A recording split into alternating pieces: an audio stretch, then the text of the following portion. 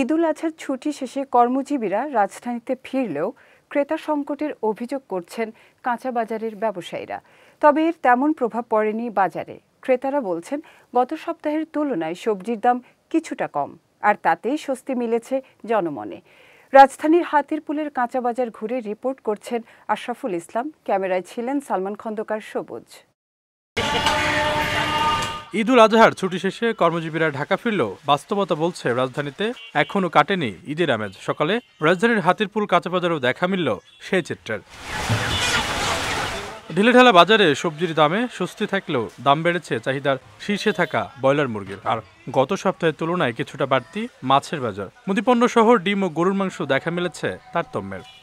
মোটামুটি সব সবজির দামই কম আছে, আগের তুলনার থেকে অনেক দাম কম সবজির।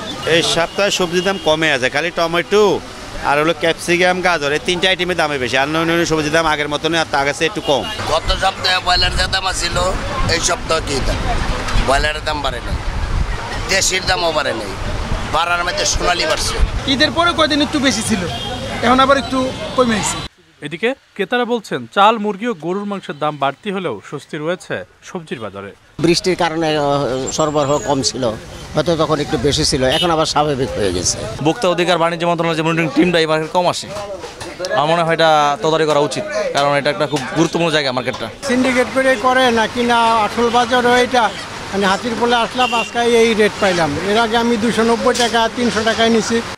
ক্রেতাদের দীর্ঘদিনের অভিযোগ বাজারে সিন্ডিকেটের কারণে হু করে বেড়ে চলেছে নিত্যপণ্যের দাম। তবে বর্তমান বাস্তবতায় সেসব অভিযোগ কিছুটা হলেও কমেছে। আশরাফুল ইসলাম, বিজয় টিভি, ঢাকা।